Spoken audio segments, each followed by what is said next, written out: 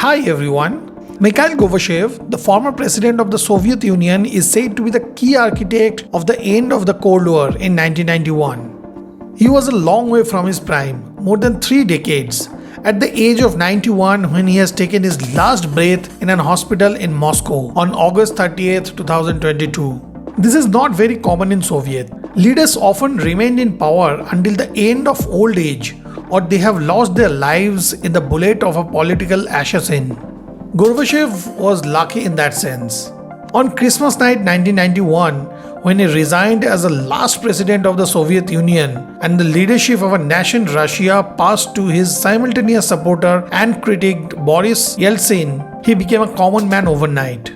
Many people in their 30s today will recognize Gorbachev from advertisements of major American pizza vendors or handbag manufacturers. Little do they know that the Cold War could have heated up at any moment if this man had not been in the Kremlin in the 80s. And if that happened, there might be a huge question mark over the existence of many generations. What is Gorbachev's brightest time? Not as long-lasting as Stalin or Brezhnev at all. His tenure was only 6 years, 1985 to 1991. In this period, the contribution he has left behind to establish peace in the post-war world is unforgettable. He was a reformer, but he was not a reformer of capitalism. Neither did he want the end of the Soviet Union nor the end of Soviet Communist Party. He just wanted a human face of socialism. The man strongly believed that socialism was the most necessary tool to eradicate economic inequality.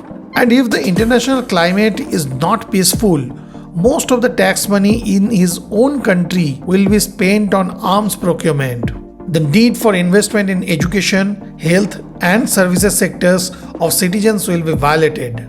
Before he took the office in the Kremlin, he was shocked by the share of Soviet gross national product spent on defense budget in the 1980s. It was 26% of the GDP. The son of a farming family in the vast steppes of southern Russia, Gorbachev spent his childhood working in the fields with his father, sometimes even 20 hours a day.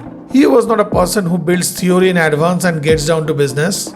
After taking charge of the party and government in 1985, he decided the course of action from direct experience. He understood that the state money was being allocated by the words of some influential people. And for that, people are not protesting because there is no transparency in the governance of the government. He came up with 2 solutions for this. Number 1, perestroika, that is restructuring. And number 2, glasnost, that is transparency.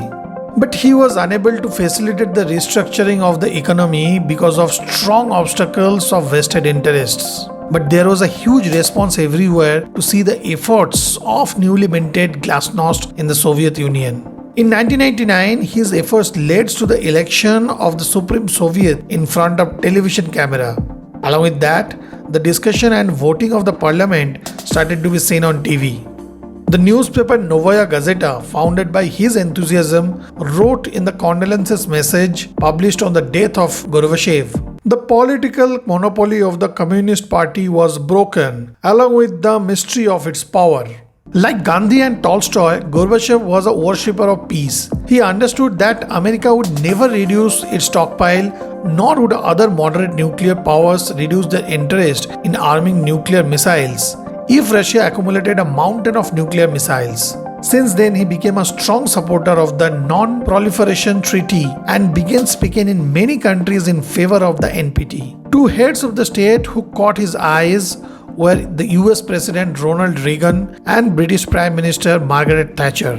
Gorbachev and Mohandas Gandhi both wanted a society of peace and justice.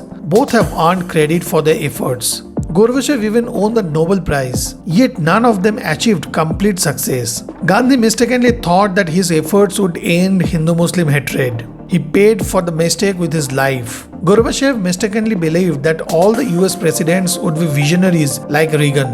The next President Bush wanted to have the phrase USSR quickly banished from the map during his tenure by hook or crook, whether by Gorbachev or Yeltsin. Finally, Yeltsin came, but there was no change in the Russian psyche. What absolutely needed was the reduction of nuclear arsenals and the reduction of world power attitudes. Its consequences are now evident. President Vladimir Putin is the current proponent of the idea that the Soviet era was Russia's golden age. Dictatorship and militancy are part of communism. Interestingly, that is also the ideology of China's current leader Xi Jinping.